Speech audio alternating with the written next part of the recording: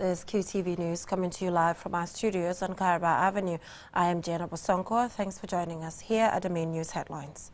President Barrow has laid the second foundation stone for the construction of a Tibet Skills Center in the Central River region. The presidential Meet the People tour wrapped up in provincial Gambia on Wednesday. China's ambassador to the Gambia says his country will continue to support Gambia in its quest to end hunger and to be food self-sufficient. Today is World AIDS Day, commemorated on the 1st of December every year to show support for those who have been diagnosed and remember those who have lost their lives to the disease. In international news, following a thorough scrutiny and consideration, members of the ECOWAS Parliament have adopted the report of its ad hoc committee on the Community Draft Consolidated Budget at its ongoing 2022 second ordinary session in Nigeria. Now, those were the main headlines, and now the news in detail. Do stay with us.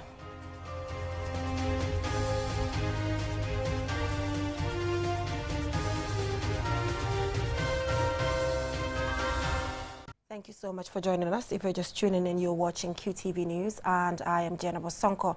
Now, President Adama Barrow has laid the second foundation stone for the construction of Tibet Skills Center in the Central River region. This is part of government's policy to establish Tibet centers in every region of the country. Mamadou Lamin Choi has the rest of that story. The Tibet centers will provide training programs that can facilitate self-employment and address the skills gap in the Gambia's job market.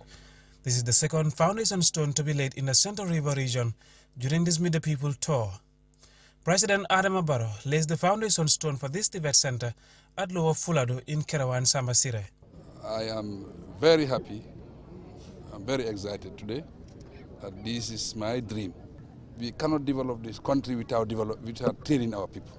And the minister and his team, they are also very supportive, pushing every day and night to make sure we realize the dream. Quality and relevant Tibet education is fundamental to providing youth in this country with relevant quality education that is responsive to the Gambia's job market.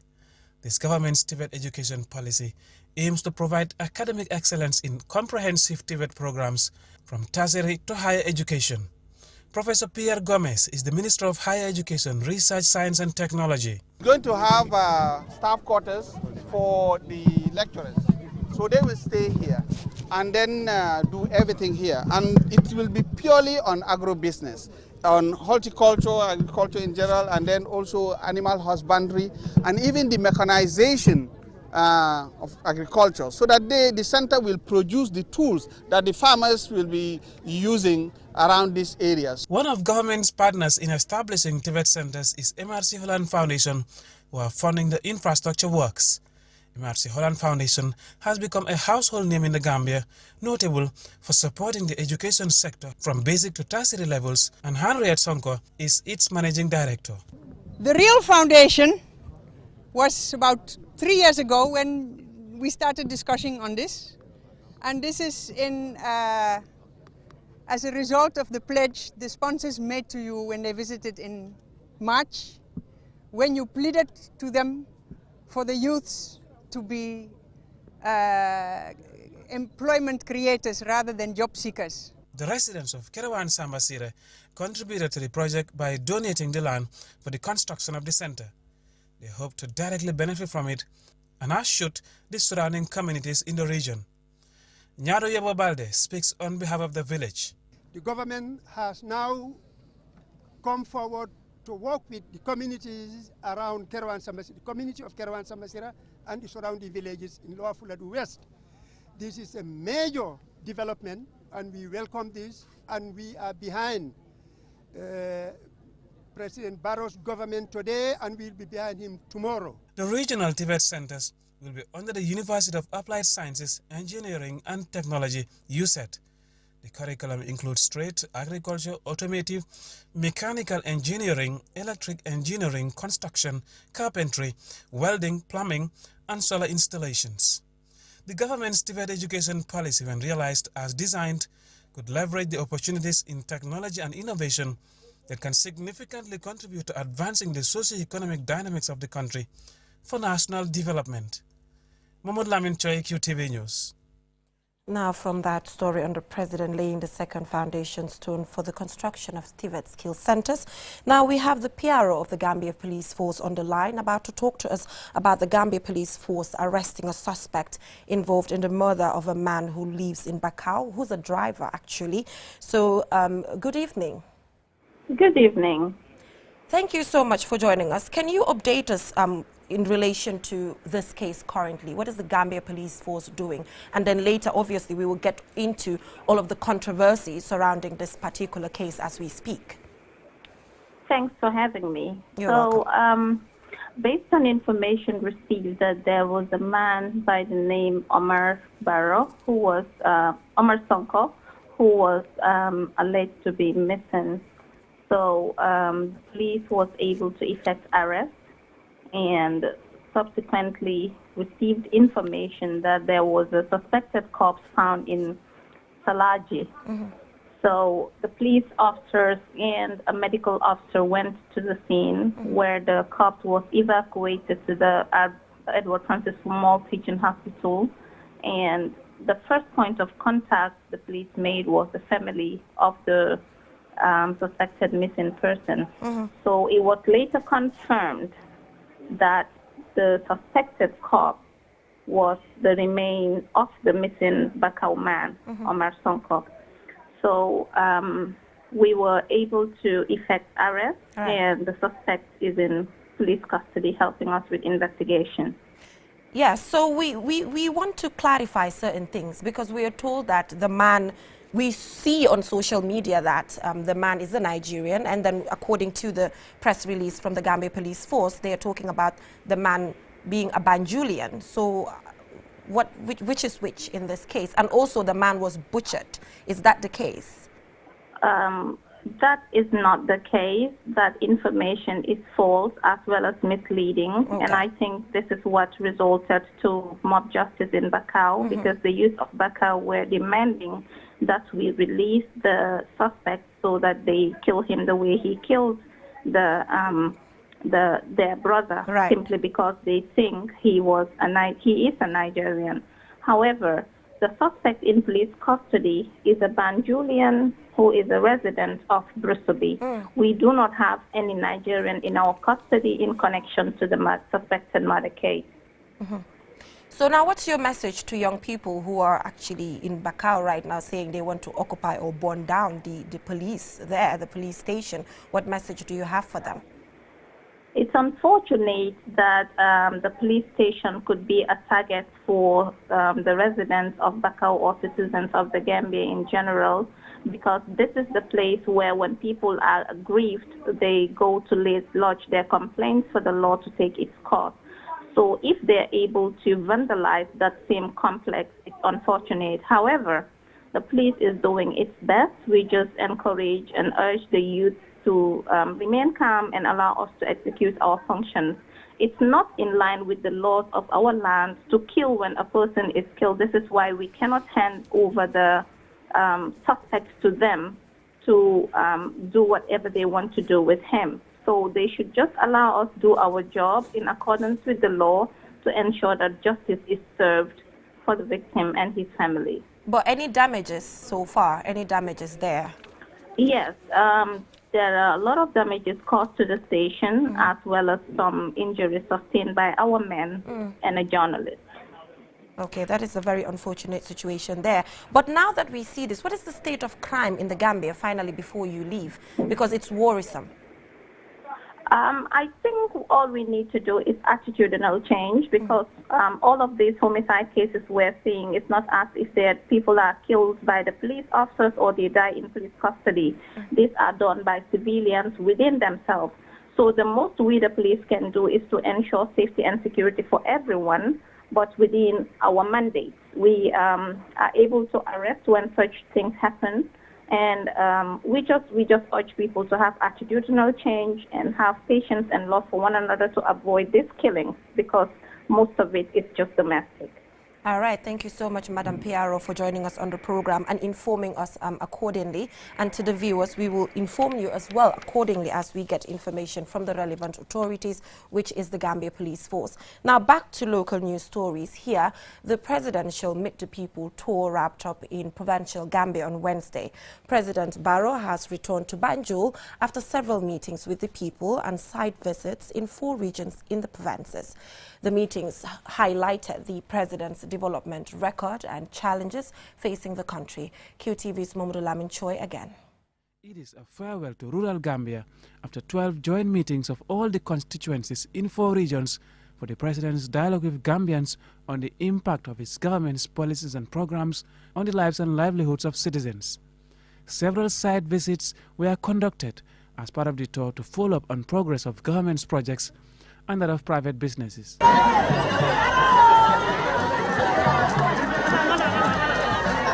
The return of the president to Banjul is greeted with a warm welcome by supporters and local government officials, starting from the Kalaji Bridge to the capital.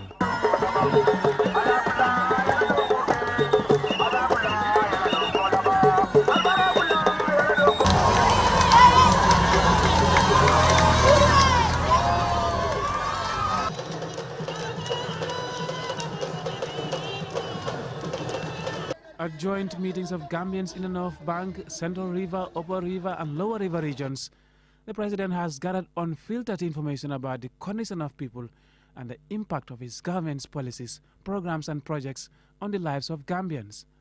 The presidential dialogue with the people has unveiled people's development challenges and demand for affordable cost of living, agriculture support, access to clean drinking water, good roads and electricity.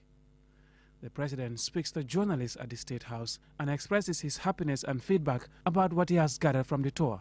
Thank you very much for giving us this opportunity, and here we are back to Banjul. We've gone round every county of rural Gambia, and there has been conversation, dialogue between you and the people. What have you gathered out of it, and what is your government's plan? Thank you very much. This journey was to dialogue with the people. We are very happy with the tour. The turnout was very, very good. It was well organized, and people came out in their numbers. They have put their message across. We have built a strong foundation. I think now the sky is the limit. We have new projects that we are coming to start, that is by 2023, and inshallah, before 2026, we will see big improvement in this country. All the meetings in the 4 regions, while people have expressed their development challenges, they have equally showed gratitude to the president's government for improving their access to social amenities such as roads, electricity, water and other projects. This is pleasing to the president as a takeaway from the people's feelings about his performance record. The biggest takeaway is we have moved from where we used to be, that is 2017. We have progress, and the progress have impacted on the life of the Gambian people. I have seen that, and it has been said all over the talk. So that is very satisfying. And now the challenge is the people are demanding for more because they have enjoyed a lot of development during the past 5 years. So they want us to do more. I think that is the takeaway for this tour. The second phase of the presidential tour will proceed to the urban area, starting from Fonyi on the 7th to the 12th of this month in Banjul, also covering the West Coast region and Kanifing municipality. Mamadou Lamin Choi, QTV News. Now, China's ambassador to the Gambia says his country will continue to support Gambia in its quest to end hunger and to be food self-sufficient. Ambassador Louis Jean made these remarks during a visit to China 8 agricultural projects in Pachar in the Central River region. Julden Jai tells us more. Helping to achieve food self-sufficiency and sustainable agricultural development in the Gambia, the China-Gambia Agricultural Technical Cooperation Project was formally launched in April 2019. As an implementer of the project, Yuan Lumping High-Tech Agriculture Corporation collaborated with Central Projects coordinating units under the Gambia's Ministry of Agriculture to increase Gambia's food production and food security. Since then, China's experts have been providing technical assistance to Maru farms in Jahali Pachar. Ambassador Liu Jing says the visit to the Pachar rice projects gives him the opportunity to better understand the zero hunger strategy by the Gambia government, which was adopted in China decades ago. The hybrid rice technology has contributed a lot to Chinese agricultural development. It makes the Chinese people, Chinese government to feed our large population. You know, we feed 20%, nearly 20% of world's population, with just 9% of world's farming land. Yeah. About 40 years ago, I think it's 40 years ago, this technology was introduced to nearly 17 nations around 5 continents, including the Gambia. I hope that this hybrid rice technology will also contribute to Gambia's agriculture industry. Ambassador Leo is optimistic that Gambia will achieve the Zero Hunger campaign with his country's support. The reason is that you have a very good agricultural resources, the land, the water, yeah. And the most important thing is that the president and the Gambian government has made a very clear goal, and you have put efforts to achieve this goal. And I think the international community will give their helps for this, including China. Leo Famua of the Lumping High-Tech Project highlights their intervention areas. There was low living room for the experts, and the paddy land was all full field of grasses, and it's no condition to cultivate the rice. Build the house and the channel, and we cut the grass, and we plant the rice. The latest food security assessment data of the World Food Programme reveals a high level of food insecurity and malnutrition in the Gambia, with 207,000 people facing emergency levels of hunger between June and August 2022. In the Gambia, hunger is driven by recurrent flash flooding and poor harvest.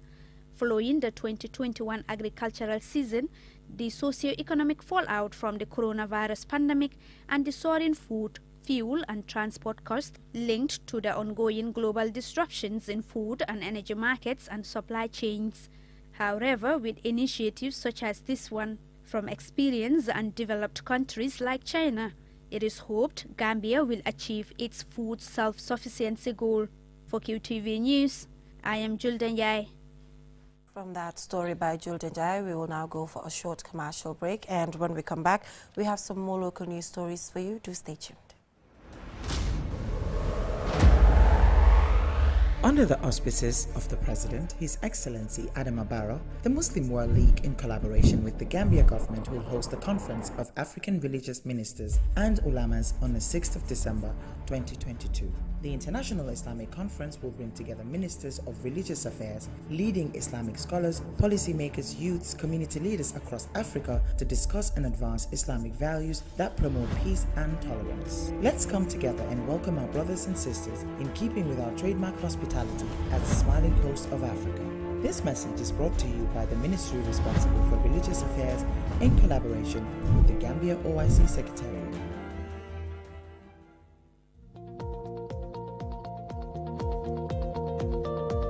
To make sure your company's products and services reach your potential customers, it is essential that you choose the right channel for your marketing purposes. QTV has the widest reach locally and beyond, and we can give your business the visibility it needs. Call QTV Marketing on +220 324 4444 or email us at marketing@qtv.gm and take your business to the world.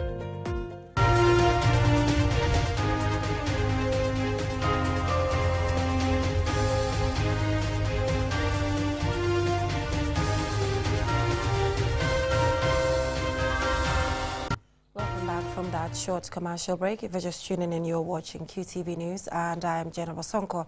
Still on local news, as today is World AIDS Day, commemorated on the 1st of December every year. to show support for those who have been diagnosed and remember those who have been lost to the disease. The Ministry of Health and the National AIDS Secretariat and partners commemorated the day today. Usman Jidabo reports.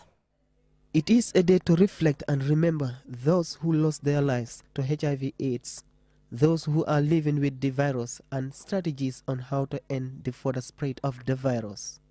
This, coupled with efforts to fight the stigma and discrimination against people living with HIV/AIDS. This year's theme is Equalize, which means people living with HIV should have the same equal rights, opportunities, and freedoms as any other person. Rohijon Manjang, the Minister of Environment, Climate Change and Natural Resources, representing President Barrow, speaks about the government's efforts to protect people living with HIV. Government will therefore work closely with the different partners and stakeholders in the following. We're increasing the availability, quality, suitability of services for HIV prevention, treatment, and support so that everyone is well served. Reforming laws, policies, and practices to tackle the stigma and exclusion faced by people living with HIV and marginalized population so that everyone is shown respect and is welcomed. Since the advent of the COVID-19 pandemic, many people have forgotten about HIV/AIDS and the harm it can cause to the lives of individuals. Osman Baji, the Director of National AIDS Secretariat, explained the need to reform some laws by addressing human rights issues affecting people living with HIV in the country. If we address all the human rights issues relating to HIV and AIDS, I can tell you that we will be almost 75% to meeting our targets. Access to HIV and AIDS services, there is an element of human rights. Living with the people living with HIV and AIDS in our homes, there is an element of human rights. Going to school with children living with HIV and AIDS, or children from backgrounds affected by HIV and AIDS, has a human right element. It is stated that many people in the Gambia do not go for HIV tests to know their status. Dr. Mustafa Bite is the Director of Health Services. The situation is principally because only 55% of people living with HIV know their HIV status, and 61% are on antiretroviral treatment. The HIV antiretroviral medicines not only prevent disease progression, but they also suppress the viral load to undetectable levels and thereby help us to prevent HIV transmission. So we therefore urge everyone to accept HIV testing, and those who are positive to also accept taking the antiretroviral therapy so that we can reach our targets of 90-90-90. In the Gambia, it is estimated that 24,000 people are living with HIV as of 2020 reports, and only 13,692 people know their status. For QTV News, Osman G. Dabo. The Ministry of Health, in collaboration with the Network of HIV/AIDS Services Organization, held a forum on Tuesday with experts from West African countries on cross-border experiences on HIV and AIDS. Lena E. Igwenyiba has more. It was attended by delegates from 9 West African countries, namely Burkina Faso, Cape Verde, Cote d'Ivoire, Guinea, Guinea-Bissau, Mali, Niger, neighboring Senegal, and the Gambia. Like other West African countries, the Gambia has a low but highly concentrated HIV/AIDS epidemic in terms of the groups affected, namely men who have sex with men and female sex workers. In 2020, it is estimated that the Gambia had 24,000 people living with the HIV/AIDS virus, and with only 13,692 knowing their status. HIV/AIDS continues to be a major global public health issue, having claimed millions of lives. The virus can be transmitted via the exchange of a variety of body fluids from infected people. It can also be transmitted from a mother to her child during pregnancy and delivery. Ngisal Topin, Executive Secretary of Andesante, an organization in Senegal, discusses their strategies and objectives for coping the epidemic in West Africa. Focusing on building a stronger and more resilient health ecosystem, including civil society organizations, as well as health facilities, and ensuring the quality of interventions in line with regional standards. The second one, focusing on service delivery for the most vulnerable to HIV by allowing access to screening, reducing their vulnerability to HIV, as well as improving access and retention in ART. Getting tested for HIV is crucial, but most people don't get tested due to possible stigma and discrimination in society. Usman Baji, director of the National AIDS Secretariat in the Gambia, says stigma, discrimination, misconceptions, and myths are major challenges. A lot of the issues around stigma and discrimination are due to the fact that people are ignorant. Because some people have the misconception that a handshake with somebody living with HIV can give you HIV.